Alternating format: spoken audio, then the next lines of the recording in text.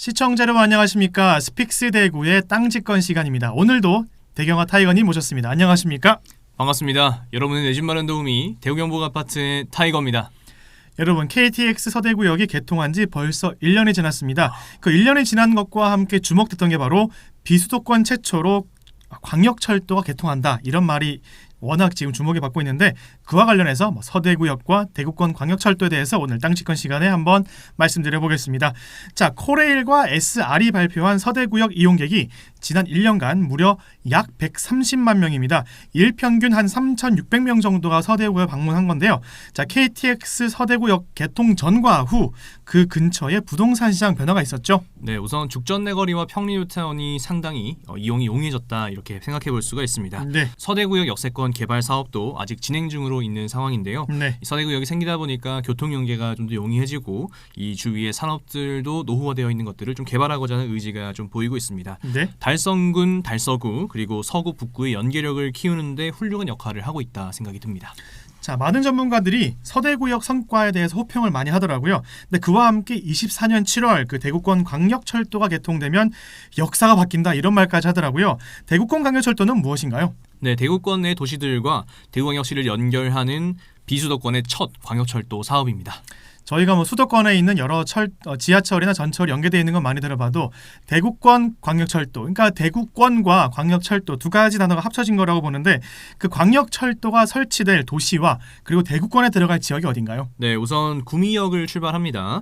사곡, 북삼, 양목, 외관, 외관공단, 서대구역, 원대역, 대구역, 동대구역, 경산역까지가 대구권 광역철도고요. 네. 서대구역에서부터 동대구역까지의 구간이 대구에 속하는 구간이라고 할 수 있겠습니다.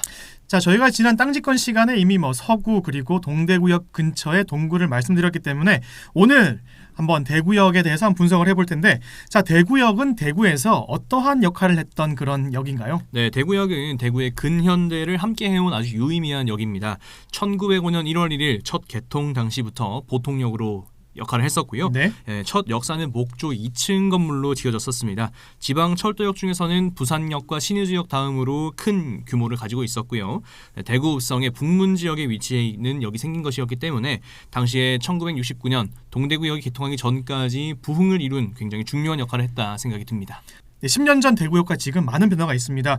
사실 이마트 침산점 인근의 주상복합단지 그리고 아파트 대단지 위주의 주거 공간 집중이 있었다면 그 지금은 대구역 아래 내려왔더라고요. 어떤 변화가 있었습니까? 네, 주거 공간으로 좋은 입지를 갖고 있는 침산이 좀 나이가 들고 있다는 게 현실이고요. 네. 이 세대 교체가 좀 일어나고 있다는 생각이 듭니다. 대구역 인근의 신축 입주 단지가 굉장히 많아지고 있습니다. 네, 자, 대구역 인근을 운전해서 가면은요, 자, 정말 앞서 말씀해주신 대로 신축 아파트 건설 현장들을 많이 즐비해 있는 것을 볼 수 있는데 그 대구 도심을 관통을 하는 도로를 하면 동서를 가르는 그 도로라면 달구발대로, 남북은 동대구로 이렇게 있는데, 자, 대구역을 둘러싼 도로를 보면 중앙대로, 태평로, 서성로, 공평로 등이 있더라고요. 지금 광역철도 개통과 함께 주목해야 할 도로가 어딜까요? 네, 이 중에서는 태평로가 가장 주목해 봐야 될 도로가 아닐까 생각이 들고요. 네. 태평로를 따라서 13,000여 세대가 입주를 하게 됩니다. 굉장히 고무적인 세대수가 되겠고요. 네. 도심지 한중간에 거의 신도시 하나가 세워지는 거라고 보시면 될 것 같습니다. 네. 달성파크 프루지오 스테이트부터 힐스테이트 동인까지가 태평로이니까 네. 이 구간에 해당되는 단지들을 좀 주목해 봐야겠습니다. 대구에 평균적으로 들어오는 물량이 평균적으로 13,000세대를 하더라고요. 거의 네. 1년치 들어오는 그런 물량이 다 태평로 쪽으로 온다고 보면 될 것 같은데, 제가 네이버 지도를 봐서 한 반경 1.5km를 보니까 건설 중인 그런 대단지가 한 10개 정도 되더라고요. 그래서 태평로를 따라서 서쪽으로 조금만 내려가면 대구의 오페라 스위첸, 오페라 W, 힐스테이트, 대구의 오페라 등등 해가지고 스카이라인을 이루는 그런 주상복합 단지가 조성되고 있더라고요. 네, 북구 고성동에 우리가 사총사라고 불리는 그런 단지들인데요. 아, 네. 네, 5월 입주 예정인 오페라 W가 지난 주말에 사전 점검을 마쳤습니다. 네. 여기 이제 주상복합이 좀 의미가 있는 이유를 하나 설명해드리면요. 현재 대구가 이제 용적률 제한이 다시 들어가는 상황이고요. 그렇다 보니까 45층 이상으로 굉장히 초고층으로 형성되는 주상복합이 여기밖에 존재할 수 없게 된 상황이 됐습니다. 네. 그러니까 40층 이상의 주상복합은 굉장히 유니크한 상품성을 가지게 되었다. 이렇게도 해석해볼 수가 있는 상황입니다. 그럼 뭐 수성구를 비롯해서 달서구, 뭐 북구 다 스카이라인 마천루가 지금 형성되고 있는 것 같습니다. 네. 자, 앞서 말씀드리고 있는 이 태평로를 보면은요, 그 경부선 철도를 끼고 있습니다. 그래서 하루에 대구역을 뭐 정차하거나 통과하는 것을 합치면 상하행선 합쳐서 한 280대에 달하거든요. 그런데 지난달 한 29일 정도에 보니까 대구의 오페라 W 사전 점검을 했는데 굉장히 분위기 좋았다 하더라고요. 이게 지금 청라언덕발 그 대구의 부동산 훈풍이 이어지는 거 아닌가 싶습니다. 네, 사실 청라언덕이 이제 금액이 많이 오른 상황이다 보니까 네. 수요자들은 적당히 괜찮은 입지에 좀 가격도 착한 단지를 찾기 마련이거든요. 네. 오페라 W가 사실은 이제 북구 고성동에 있다 보니까 태평로의 어떤 주요 입지에서는 살짝 벗어나 있긴 한데 네. 사실 가격대가 굉장히 괜찮습니다. 4억 중반 정도에 위치해 있고요. 또 1000세대 가까운 대단지이다 보니까 내부 조경이라든지 뭐 타입이나 동간 간격이 상당히 양호한 편이었습니다. 네. 그리고 뭐 중대한 하자 없이 굉장히 잘 진행이 되고 있어서 아무래도 문의를 하는 분들이 굉장히 많습니다. 제가 이제 지난 주말에 대구역 오페라 W 사연점검에 참여를 했었는데요. 네. 엘리베이터를 타는데 중개 소장님과 함께 30대 신혼부부들이 굉장히 많이 타는 것들을 목격을 했습니다. 네. 단지 안에 이제 놀이터에도 아이들이 많이 뛰놀고 있었고요. 네, 구성이 상당히 괜찮고 금액대가 착하다 보니까 부모님을 모시려고 하는 수요들도 찾아오는 것 같습니다. 굉장히 다양한 세대들이 함께할 수 있다는 점에서 대구의 오페라 W가 주목을 받는 것이 아닌가 생각이 듭니다. 어떻게 보면은 뭐 더블 역세권 이런 것들을 말하는데 지금 앞서 말씀해주신 대로 그 대구의 오페라 W 같은 경우는 대구역도 있고 또 광역철도가 만들어지면 또 원대역도 비슷한 거리에 있기 때문에 네. 아주 좋은 위치인 것 같습니다. 네. 자, 태평로가 주목받는 이유 바로 맨파워일 듯한데요. 네, 맨파워가 사실 굉장히 중요합니다. 제가 네. 가장 많이 말씀드리는 뭐 단어 중에 하나입니다.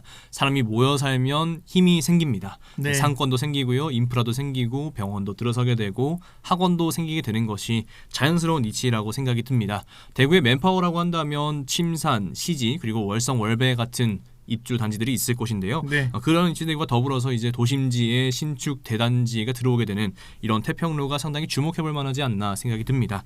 젊은 세대들은 사실 반짝반짝하는 것들을 좋아합니다. 네. 그래서 신축에 가격이 충분히 괜찮은 기회가 있다면 입주를 하기 위해서 노력하지 않을까 하는 생각을 해보게 되고요. 인근 입지인 침산이나 조금 더 먼 입지인 구미의 분양 가격과도 큰 차이가 나지 않는 상황이기 때문에 네. 사실 이 광역철도와 연계되는 태평로가 상당히 주목되고 있다 이렇게 생각이 듭니다. 지금 대구권 광역철도가 주목받는 이유 중에 하나가 앞서 말씀해주신 대로 뭐 대구역 인근 입지인 뭐 침산 아파트 또는 뭐 먼 입지인 대구의 고가인 아파트와 크게 분양가 차이가 없기 때문에 그런데 제가 한국부동산원 자료를 보니까요. 2023년 2월 기준에 아파트 평균 매매 가격이 대구가 3억 3천만 원 네. 그리고 구미와 김천은 1억 7천만 원 정도더라고요. 네. 지금 뭐 대구가 3억 3천만 원이고 구미가 1억 7천이면 워낙 대구의 고가 아파트들이 많이 있기 때문에 지금 대구의 평균 가격이 높은 거지 구미의 고가 아파트와 뭐 대구의 평균 아파트와 거의 비슷하기 때문에 네. 뭐 구미 김천에 계신 분들은 정말 대구 광역철도가 개통되면 많이 대구로 오실 것 같아요. 네, 실제로 이제 태평로를 구입하시는 사람들의 비중을 좀 살펴보면요. 네. 구미에서 한 30% 정도는 이 태평로를 구입하기 위해서 오시는 걸로 해석이 됩니다. 입주 초기부터 분양권 상태일 때부터 많이 구미분들이 찾아오셨고요. 실제로 침산동 같은 경우에는 구미 출퇴근 버스가 다니는 구간이기도 합니다. 네. 뭐 요걸 태평로로 좀 수정한다라는 의견도 있으니까 실제로 구미 출퇴근 하시는 분들이 또 깊게 고민해 보실 사항이 아닌가 생각이 듭니다. 네, 저희가 대구권 광역철도를 말씀을 드리면서 아까 말씀해 주신 대로 그 침산동 같은 경우는 주상복합단지와 대단지 아파트가 있지만 조금 세대 교체를 할 타이밍이 된다라고 말씀해 주셨는데 네. 지금 여러분들이 대구역을 가시면요. 대구역 동서남북 쪽으로 모두 아파트가 개발되고 있고 건설되고 있습니다. 하기 때문에 대구권 광역철도가 개통되고 나면 더더욱 더 중요한 입지로 발돋움할 것 같은 그런 대구권 광역철도와 대구역 그리고 태평로를 말씀드렸습니다. 오늘 땅집권 여기서 마치도록 하겠습니다. 감사합니다. 성공은 소중한 것이지만 성공한 이후에 더불어 사는 사람들의 고통을 외면한다면 그 성공은 큰 의미가 없는 것입니다.